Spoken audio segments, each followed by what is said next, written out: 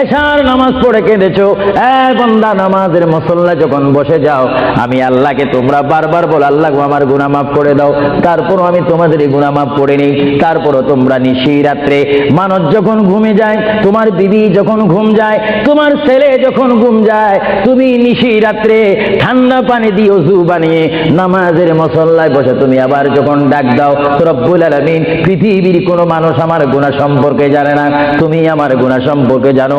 আমি এমন গুনাহ করেছি আমার বিবি জানে না, বিবি গুনাহ করেছে আমি জানি না।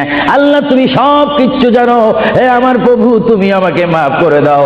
আমার আল্লাহ বলে তারপরও যদি তোমাদেরকে আমি মাফ না করি, তারপরও বান্দা তোমরা আমার রহমতের দরজা থেকে ফিরে যাইও না। আমি তোমাদেরকে হুকুম দিচ্ছি, ওয়ালাউ আন্নাহুম ইয যালামু আনফুসাহুম জাউকা, বান্দারে যদি গুনাহ করে ফেলো আমার রহমত থেকে মুখ ফিরিয়ে তুমি চলে যাইও না। বান্দা আকাশ পরিমাণ যদি গুনাহ করো, পাতাল পরিমাণ যদি গুনাহ করো, সাগরের পানি পরিমাণ যদি গুনাহ করো, পাহাড় তুলনায় যদি তুমি গুনাহ করো, আমার দরবার থেকে তুমি নিরাশ হইও না। বান্দা আমি তোমাকে একটি রাস্তা পাঠাই দিচ্ছি, একটি পথ তোমাকে আমি দেখাই দিচ্ছি। সেই পথটি কোন পথ তোমরা জানো? ওয়ালাউ আন্নাহুম ইয যালামু আনফুসাহুম জাউকা, বান্দারে যখন তোমরা বরবাদ হয়ে যাবে তখন তোমাদেরকে একটা পথ আমি তোমাদেরকে দেখাই দিলাম, সেই পথটির নাম হচ্ছে আমার রাসূলের মদিনা। জুড়ে বলেন সুবহানাল্লাহ। বান্দা আমার নবীর দরবারে গিয়ে কেঁদে কেঁদে তোমরা বলো ইয়া রাসূলুল্লাহ, ইয়া হাবিবাল্লাহ, আয়া আকা ইয়া রাসূলুল্লাহ। আল্লাহ কোরআনে বলেছে ওয়ালাউ আন্নাহুম ইয যালামু আনফুসাহুম জাউকা ফাস্তাগফিরুল্লাহ ওয়াস্তাগফার লাহুমুর রাসূল। আল্লাহ বলেছে হে বান্দা তোমরা ডানে না গিয়ে, বামে না গিয়ে, পিছে না গিয়ে তোমরা সরাসরি আমার নবীর কদমে চলে যাও। আমার নবীর কদমে গিয়ে আমি আল্লাহর দরবারে তোমরা তওবা করো। তওবা করতে করতে তোমাদের চোখের পানি যখন বাইর হয়ে যাবে, আর ওই মুহূর্তে যদি আমার বন্ধু যদি তোমাদের জন্য আমার দরবারে সুপারিশ করে, আমি আল্লাহ তোমাদেরকে ওয়াদা দিয়ে দিলাম, গ্যারান্টি দিয়ে দিলাম, আমার রাসূল যদি তোমাদের জন্য আমার দরবারে সুপারিশ করে, সঙ্গে সঙ্গে বান্দা তোমার অতীতের জীবনের কবিরা সগীরা গুনাহ মাফ করে দিব। জোরে বলেন সুবহানাল্লাহ, আরো জোরে বলেন। আমার আপনার গুনাহ মাফ করার জন্য রাসূলুল্লাহর দরবারে যাওয়ার দরকার আছে কিনা? চিৎকার জীবন আছে কিনা?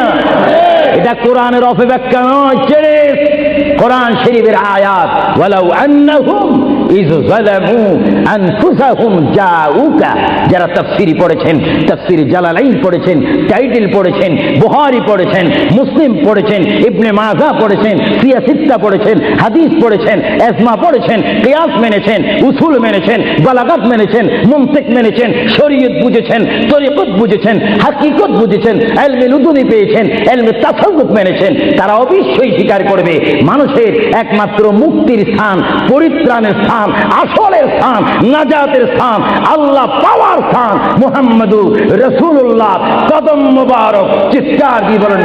আপনারা সেই রাসূল চান কি চান না? অবশ্যই চাইবেন, না চাইলেও চাইবেন। কেন চান নেই? অবশ্যই আফসোস করবেন।